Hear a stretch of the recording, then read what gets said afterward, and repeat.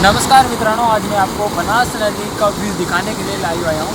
उससे पहले मैं आपको बता देता हूँ साथियों, SG7 न्यूज़ से आप सीधा प्रसारण देख रहे हो बनास नदी का।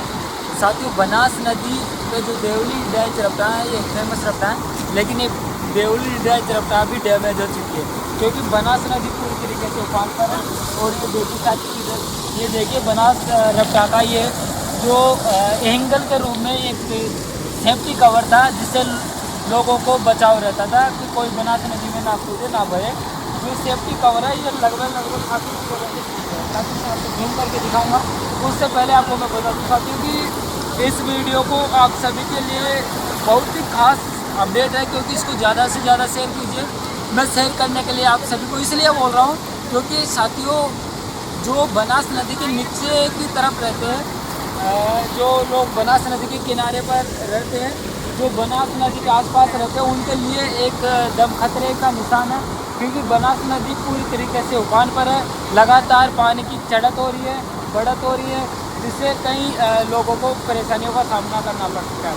खासकर साथियों, मैं आप सभी को बता दूं कि अगर आप बनास नदी के किनारे रहते हैं तो विशेषकर अपने बच्चों को और पशुओं को, मवेशियों को बनास नदी के किनारे ना भेजें, क्योंकि बनास नदी की जो पानी का चढ़ाव, स्पीड, गति काफ़ी खतरनाक हो सकती है।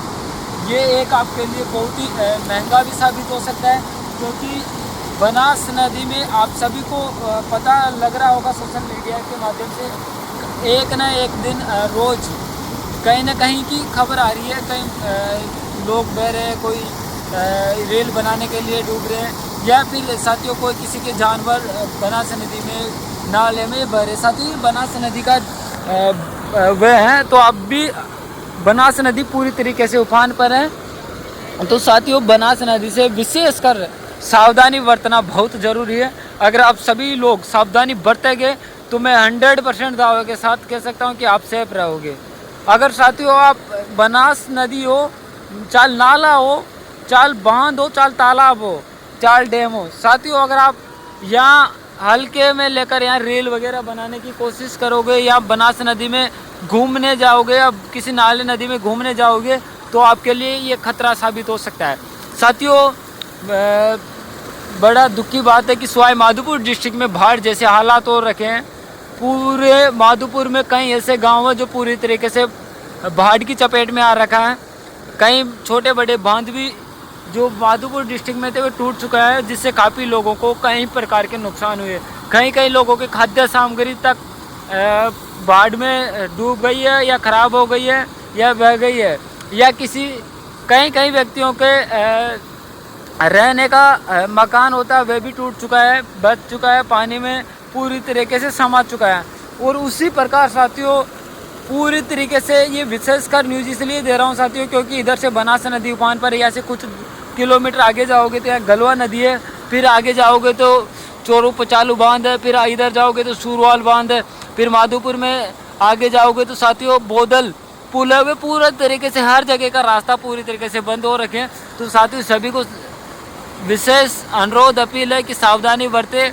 और ख़ास बात यह साथियों कि जब वर्षा का मौसम रहे, बरसात आने की संभावना रहे, तो घरों से बाहर ना निकले, क्योंकि आकाशीय बिजली गरजने और गिरने से काफ़ी लोगों की मौत भी हो चुकी है साथियों। और कभी भी मौत किसी को कहकर नहीं आती है, किसी भी समय अपना बुलावा आ सकता है। तो सावधानी बरतना ज़रूरी है।